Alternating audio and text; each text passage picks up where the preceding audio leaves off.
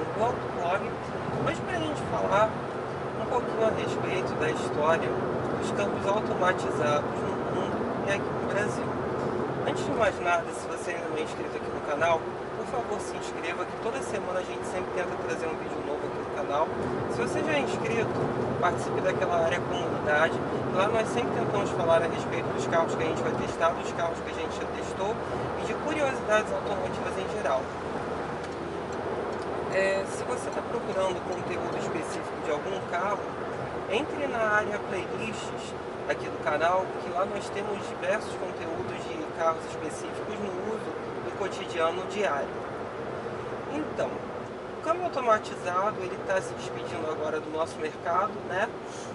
De uma embreagem só. Muita gente xinga esse tipo de transmissão, só que nunca entendeu o seu propósito, que era literalmente você não ter que passar marchas e ser um câmbio manual robotizado, né? Que é um robô que está atuando por você ali dentro, ao invés de você ter que apertar uma embreagem, apertar uma marcha e por assim se vai. Então, uma forma menos suave do que muita gente está acostumada a esses tipos de transmissão como esse daqui, que é um automático epicíclico comum, né? A grande vedete que faz esse carro daqui ser muito mais, ou qualquer carro automático ser muito mais suave do que um automatizado, se encontra no conversor de torque, que ele tem a função da embreagem, certo? E não apenas por conta disso, ele tem a função de amaciar as trocas, literalmente, né? Ele fazer o acoplamento entre o motor e a caixa da forma mais suave possível. A embreagem não. A embreagem ela só tinha única e exclusivamente a função de conectar o motor ao sistema de transmissão para que você selecione algum tipo de relação, né? Por exemplo, a relação da primeira, da segunda, né? E assim por conseguinte. Bom, dito isso, vou aproveitar para passar esse extra, porque vem um XC40 ali. Os primeiros câmbios automatizados, eles começaram a surgir no início da década de 1990. Eram chamados câmbios F1. Por acaso foi a Ferrari uma das primeiras a utilizar esse tipo de transmissão. Só que na época, ele não era o automatizado como nós conhecemos hoje, né? Que você tem um modo drive, que o carro troca as marchas sozinho, né? E você tem um modo também, um modo manual. Naquela época, ele só robotizava a função da embreagem e era muito mais seco do que os câmbios automatizados que nós conhecemos hoje. Então, como é que ele funcionava? Ele tinha um robozinho na embreagem, toda vez que as marchas ficavam atrás do volante, por isso que era dito câmbio F1, né? Você tinha os pedal shifts por trás do volante e ia engrenando as marchas ascendentes e subsequentes, né? Era um câmbio sequencial, né? O tempo foi passando, esse tipo de tecnologia nos carros esportivos foi se popularizando, porque geralmente o carro esportivo ele não tinha uma opção de câmbio automático, era sempre um câmbio manual. Na década de 90 a gente também tem o surgimento e a popularização dos câmbios de 6 marchas manuais, tá? Isso não era comum até aquele momento. Vocês imaginem que existiam carros de luxo, tá? No início da década de 90 que ainda usavam câmbios manuais de 4 velocidades. A Mercedes que eu digo e a BMW também, tá? Em determinadas opções. Então, o câmbio de 6 marchas foi uma grande evolução e também a questão do robotizado, né, entre aspas, sequencial. O tempo foi passando, essa tecnologia começou a se popularizar. Da metade para o fim da década de 90, na Europa, esse sistema semiautomático, que só automatizava o sistema da embreagem do carro, começou a aparecer em diversos carros compactos, tá? Né, que aí você só tinha que trocar as marchas aqui, né? Ele tinha um sensor no câmbio, né, na manopla do câmbio, e o sensor na embreagem. A embreagem não existia, obviamente, então toda vez que você botava a mão em cima do câmbio, ele entendia que você ia mudar de marcha e ele apertava a embreagem sozinho e você engrenava ou desengrenava a marcha que você estava querendo botar no carro, né? O tempo foi passando, essa tecnologia chegou ao Brasil. No final da década de 90 já, 1999 para ser mais específico. Foi um câmbio chamado AKS, inclusive produzido aqui onde eu moro, em Juiz de Fora, no Classe A. Né? O Classe A foi o primeiro carro a ter um sistema desse tipo aqui no Brasil. Exatamente, o sistema que robotizava, ele vai fazer merda, tinha que ser um velho, ele está vindo pela droga do acostamento, porque eu já tive um caso aqui nessa estrada do cara me ultrapassar pelo guarda-reio, né? É uma loucura, as pessoas são totalmente imprudentes. Totalmente. Velho filho da puta. Enfim.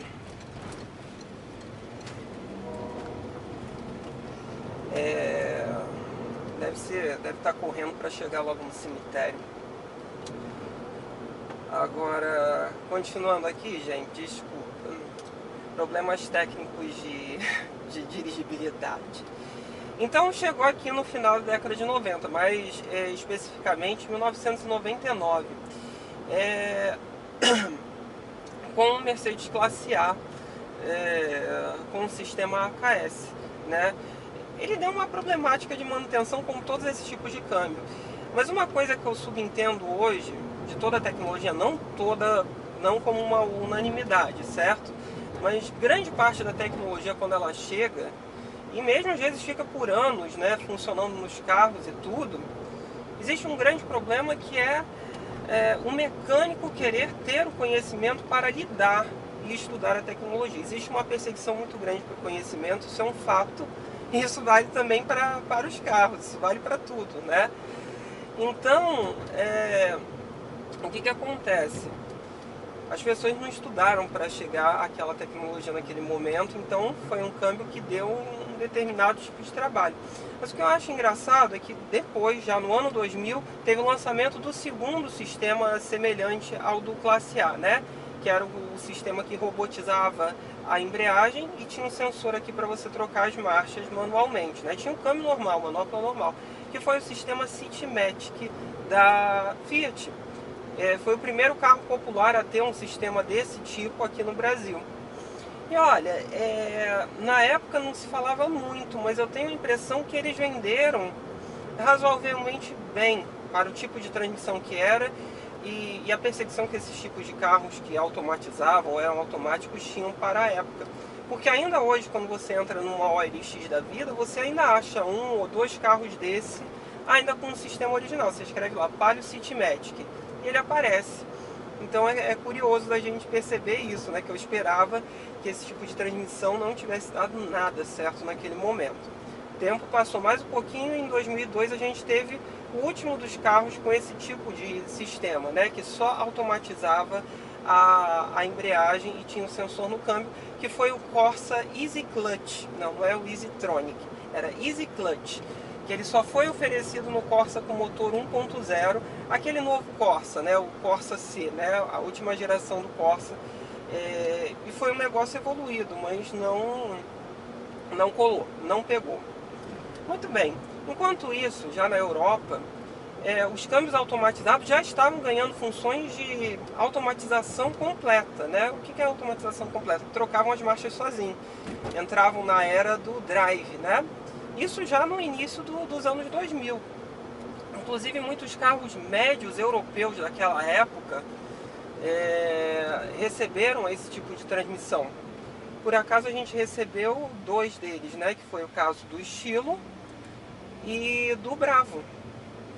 Os europeus gostaram muito das transmissões automatizadas. Muita gente fala que europeu não gosta de carro automático. Isso é uma verdade. Mas o mercado europeu, ele tem uma variante, né? Sempre teve uma diferença, hoje está menor, né? Em torno de 50% do mercado sempre foi feito de carros automáticos e muita gente não sabe disso. Acha que o europeu só comprava carro manual. A preferência é pelos carros manuais, isso é fato. Mas eles nunca foram a unanimidade total. Tanto que existem diversas variações automáticas que nós nunca tivemos aqui no Brasil. inclusive o câmbio automatizado, né? Ele se popularizou muito na Europa no início dos anos 2000. Então aí diversos carros tiveram. Aqui no Brasil já começou a ser testado em 2003, só que só veio a chegar nos nossos carros de linha normais ali no final da década de 2000.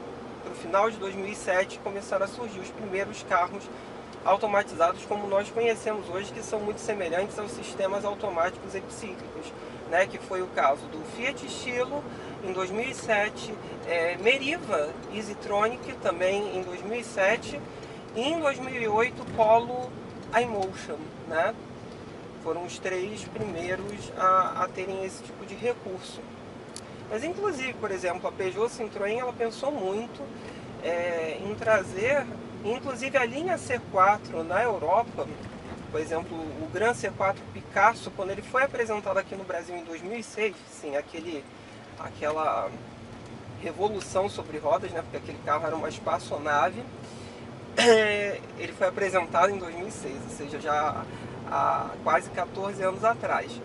E a sua versão 2.0, né, que seria trazida aqui no Brasil inicialmente, seria com uma manual robotizada de 6 velocidades. Depois eles desistiram e botaram o AL4, né, aquela transmissão automática de 4 marchas problemática da PSA, porque ficaram com medo do manual robotizado. Então assim, mas voltando aqui ao que interessa, ela chegou aqui no Brasil no final da década de 2000. O EasyTronic ele não colou, tanto que ele só ficou na Meriva. Ele poderia ter chegado ao Corsa, apesar que o Corsa ali ele já estava em fim de vida para ser substituído por um carro inferior a ele, que era a porcaria do Agile. E o Agile por acaso usou esse câmbio EasyTronic, só que só lá em 2013, quando todo mundo começou a querer de todas as formas um carro que não tivesse que trocar de marchas. A Volkswagen começou a colocar o iMotion em todos os carros, né? Começou pelo Polo, depois teve no Gol. O Fox recebeu o facelift, também ganhou o sistema, né? Também ganhou o sistema. E assim foi se indo. Só que a Volkswagen, ela não evoluiu a transmissão. Se você pegar um iMotion de 2008 e um iMotion de, sei lá, 2016, eu acho que os últimos Gols iMotion saíram em 2016 para 2017. E Fox também, né? Eles mantiveram a mesma lógica, e uma lógica assim que eu achava muito ruim. Que acontecia? Você acelerava o carro e ele tinha um delay nas trocas. O Dualogic ele foi diminuindo cada vez mais isso, né?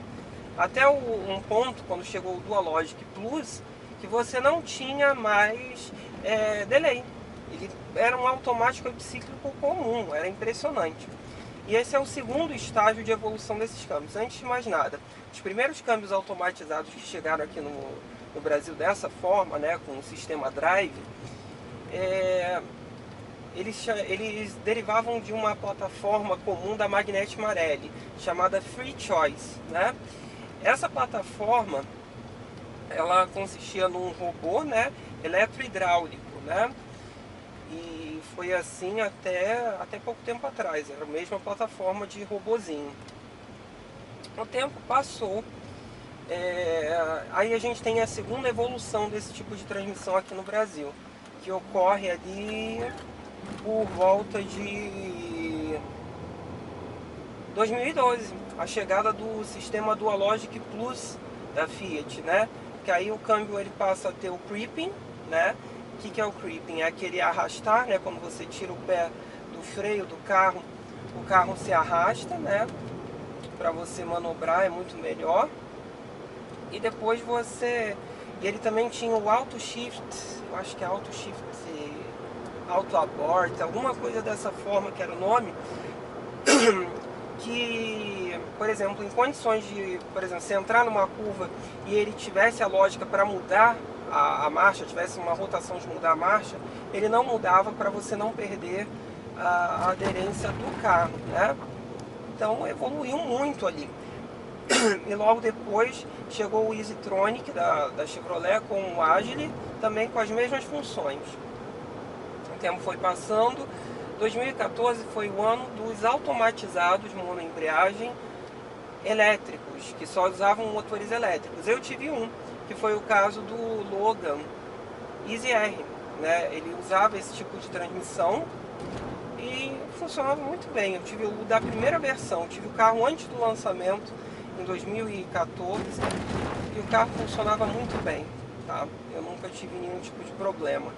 A única questão que pegava um pouco nesses carros era a mudança da segunda para a primeira, quando você forçava um kickdown, ou da primeira para a segunda, que é exatamente o ponto mais crítico num carro manual, tá?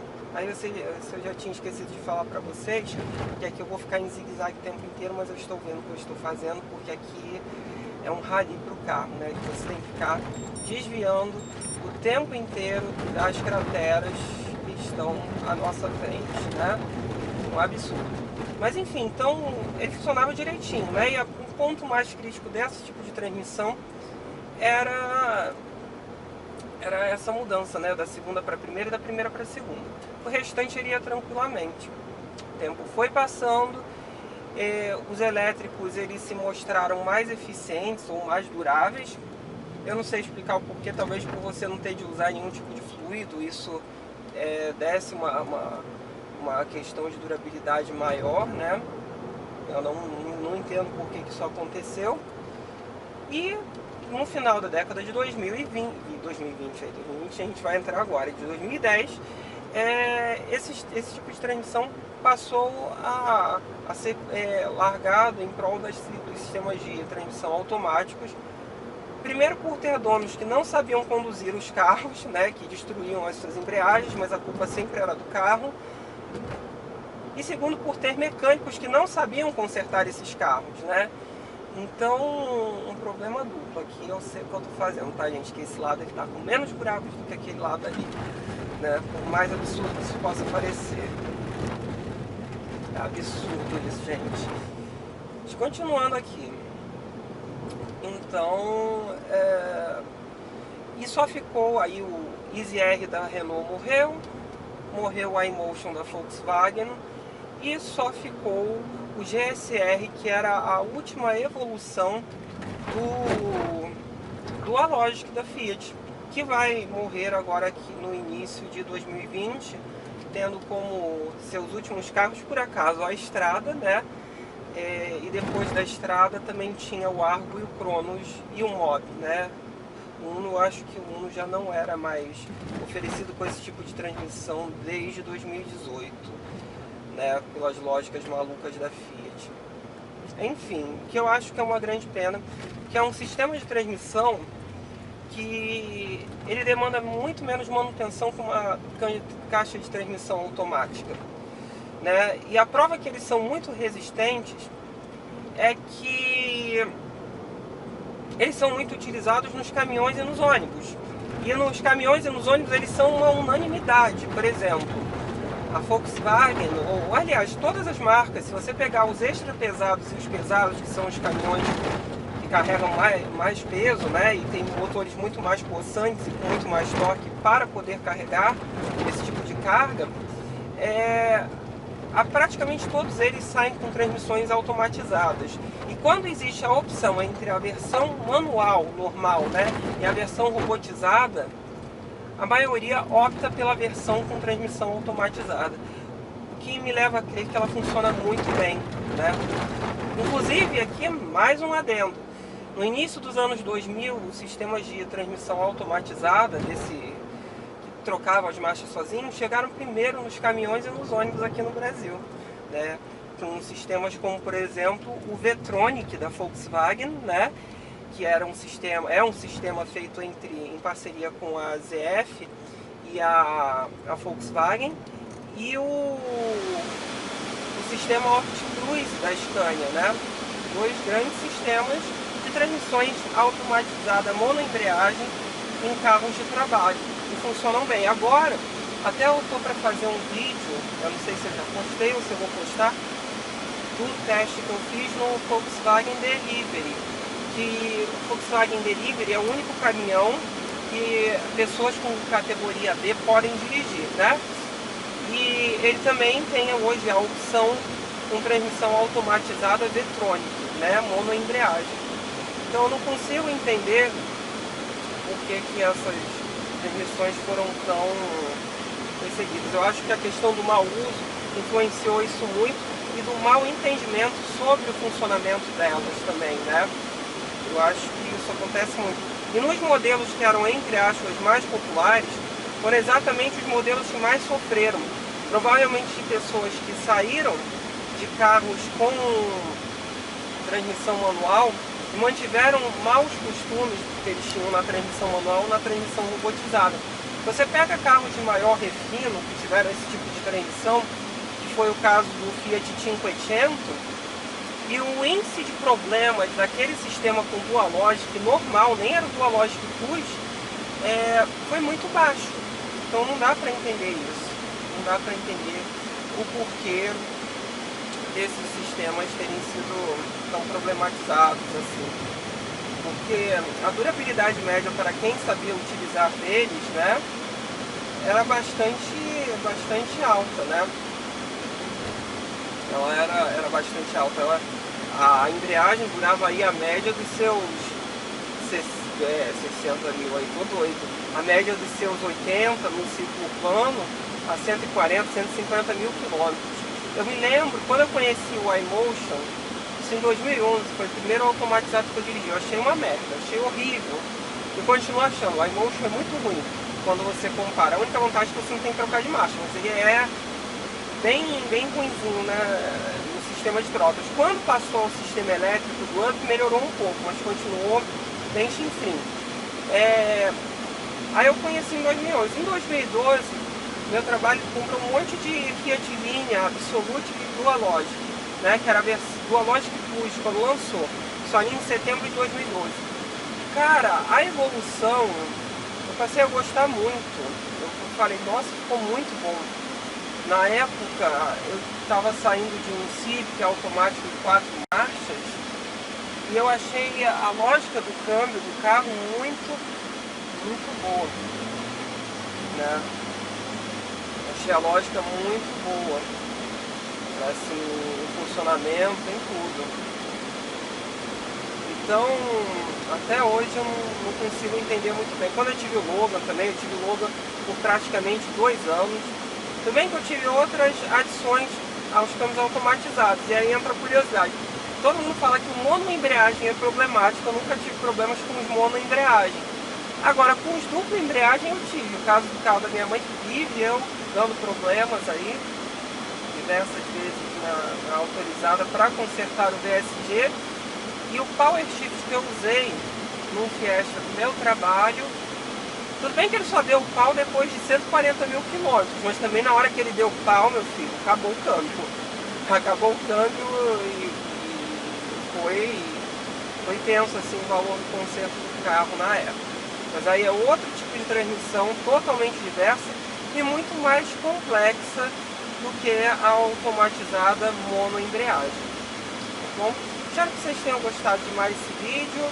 Curtam, compartilhem, se inscrevam no canal. Se vocês têm alguma dúvida, postem aí embaixo que com o tempo eu vou respondendo. Se vocês querem que eu teste algum carro específico, me informem aí embaixo que eu tento arranjar e fala a respeito das minhas impressões após guiar para vocês. É isso então, pessoal. Valeu!